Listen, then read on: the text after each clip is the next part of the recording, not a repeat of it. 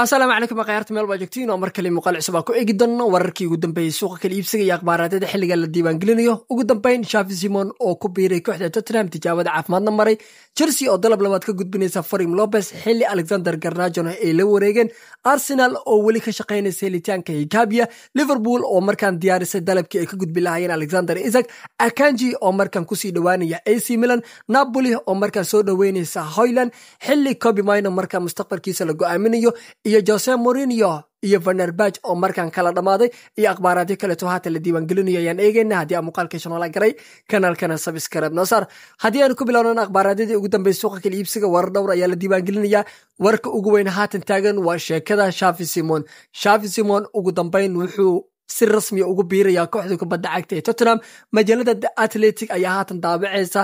in Tottenham ay gabagabeeyeen saxiixa xidiga lagu magacaabo Xavi Simons lacag gaaraya 60 milyan plus 2 milyan arisa ayaa sheekada markaa lagu gabagabeeyay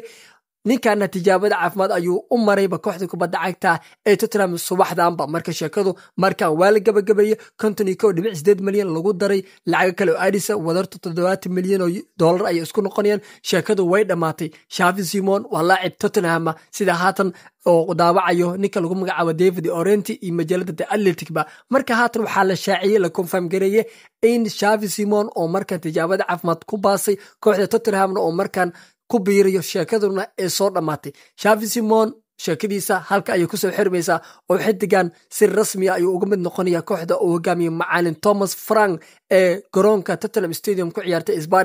Isbaariska markaan saxiix weyn ay gacanta ku dhigeen marka sheekadu haatan halka ay maraysa Xavi Simons markaan Tottenham ayuu ku biiriya Chelsea ayaa laacibkan si weyn u daneynaysa laakiin si Chelsea markaan waa laga afduubtay iyaga ayaana markaan ninkan iska fasaxay oo yiri sheekadaadu kuma jirna maadaama Fermin Lopez iyo rag kale ay doonayaan ugu dambeyn Xavi Simons sheekadiisa sida ay ku soo gabagowday laacibkan markaan wuxuu ku biirayaa kooxda kubadda cagta ee Tottenham marka sheekadu halka ay haatan maraysa dhinaca kale kooxda kubadda cagta Chelsea haatan waxaa la warinayaa in dalab labaad ay ka gudbinayaan laacibka lagu magacaabo Fermin Lopez ayaa markaan iyagu target ka saarayaan oo markaan focuska ay markaan rabaan inay si weyn u saaraan xidigan ay rabaan inay soo xirigeliyaan Barcelona waxay sheeganayaan lacag 90 milyan ku dhow ilaa 80 milyan u dhaxeeya haddii Fermin Lopez ay weynayaan Chelsea dalab hore ayaa direen 50 milyan dalabkana waa laga soo diiday haatan kooxda kubadda cagta Chelsea waxay isku diyaarinayaan ayaa leeyahay dalab labaad inay ka gudbiyaan waliba saddexda maalin haatan suuqa kaarsan iyo daqiiqadaha raacsan waxay rabaan in sheekada laacibka lagu magacaabo Fermin Lopez ee dhinaca iska mariyaan Nkunku AC Milan ayuu ku biiray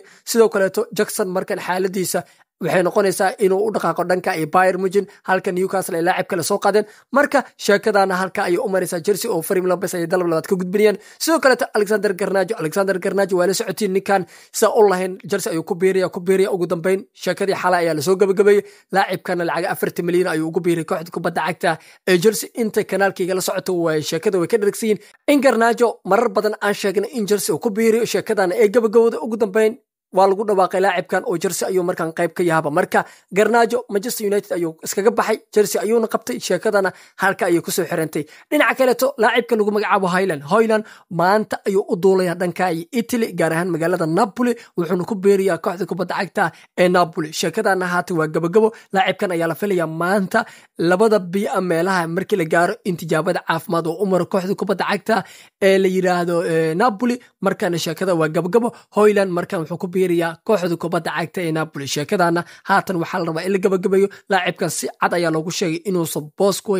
boos ka helaynba shaxda macallin Amorim marka sidaa daraadeed waa inuu meel raadsadaa Manchester United ugu dambeyn waxay fasaxeen laacibkooda Højlund markaana dhanka Napoli ayuu u dhaqaaqaya waliba haatan ninkan waxaa la leeyahay dhanka Napoli ayuu u duulaya marka waan arki doonaa wixii ka soo kordha dhinaca kale sheekada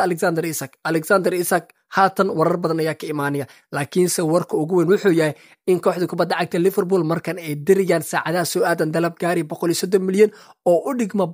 176 milyan oo dollar marka sheekadu halka ay maraysaa kadib xalay 85 milyan markay Newcastle ku soo qaatay ninka lagu magacaabo Nick Foltmet sheekada ayaa keentay in nimanka Newcastle ugu dambeyn ay heleen badarka Alexander Isak walow xidiga lagu magacaabo Wiss oo kooxda Brentford u ciyaarana ay doonayaan laakiinse kooxda Liverpool markan waxay rabaan maanta ilaa beri inay sheekada iska gabagabeeyaan axad in lagu gaaro ma rabaan Alexander Isak isniin waa 1 bisha marka suuqa waa xirmaya marka ma rabaan in axad lagu gaaro laacibka la yiraahdo Alexander Isak marka bari oo sabdiya ilaa axad warweyn ayaa imaanaya oo ku aadan Alexander Isak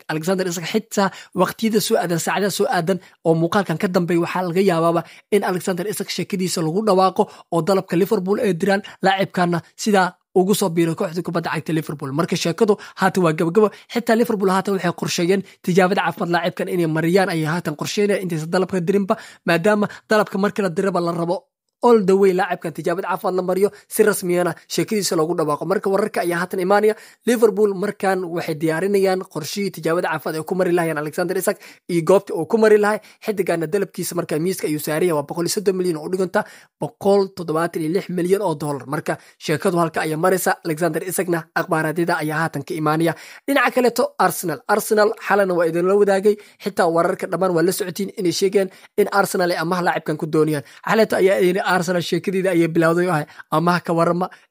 haatan kista naga dhima marka asxaabta qaar qosol ayay sheekada uga soo bixeen Arsenal waa lagu yaqaan sheekadan haatan nimanku waxay rabaan in amaah laacibkan ku qaato laakiin Bayer Leverkusen wali waxay taagan tahay amaah ma jirto laacibka lacag lagu burburi karo heshiiskiisa lagu siiya ninkaana naga qaata laakiin Arsenal waxay wali ku andacoonayaan in laacibka hadda amaah lagu siiyo gadaalna si waajiba laacibkan u iibsanayaan oo waajib ay ku tahay inay iibsadaan oo si obligated ay u iibsanayaan marka sheekadu halka ayaa maraysa Arsenal hinkabi xageeda ayuu noqonaya kooxduna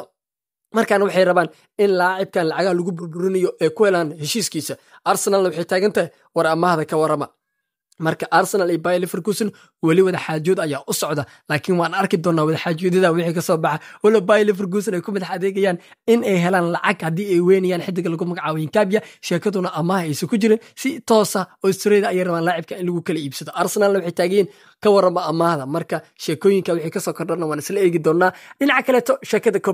Kobe Maino waa mowduuc haatan taagan isaguna laacibkan suuqa inta ka Arsenal waxa la leeyahay waa baxaya laakiin se laacibkan naf ahaantiisa ma doonayo inuu ka dhaqaaqo garoonka Old Trafford haatan waxa la leeyahay go'aan ugu dambeeya ayaa la qaadanaya Manchester United markaan wada xaajoodii ay kula jiraan laacibkan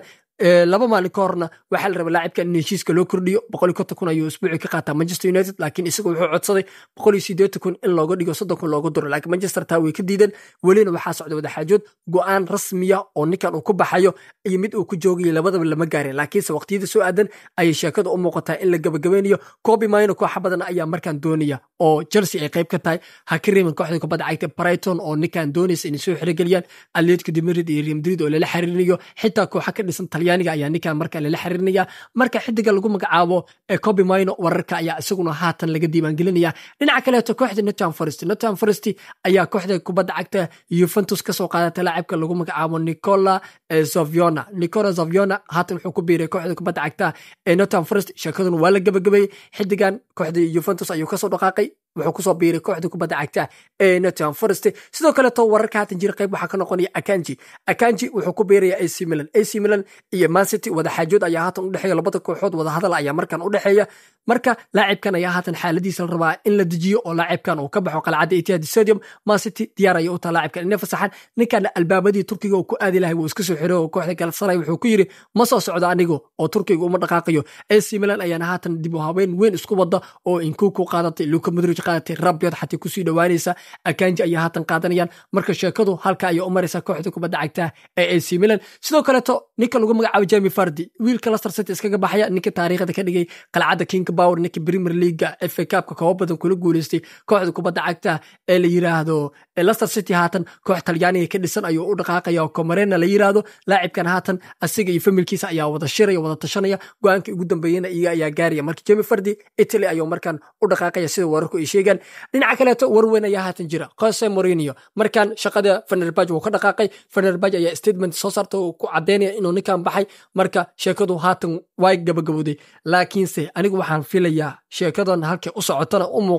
ila egtay in Jose Mourinho uu dhaqaaqayo dhanka Manchester United walow haatan Fabrizio xilligan la joogo oo daawacayo leeyahay ninka Jose Mourinho ma qabanayo koox haatan laakiin wuxuu isku diyaarinaya inuu noqdo macalinka xulka Portugal 2026 koobka adduunka inuu ku hogaamiyo ayuu doonaya xulkiisa Portugal marka Jose Mourinho inuu Portugal aado inuu Manchester aado waqtiga ayaa kala sheegi doona laakiinse xaaladda hadda taagan marka yar qiimeyso boqolkiiba 90 waxa isleedahay ninkan xulka Portugal ayuu macallin u noqonaya 10 ka soo hartana waa Manchester United inuu macallin u noqdo dib ugu noqdo kooxdii kubadda cagta Manchester United marka wana arki doonaa wixii ka soo kordha akhbaaradyada haddii muuqaalka isnoo la garay kanalkan subscribe noo sar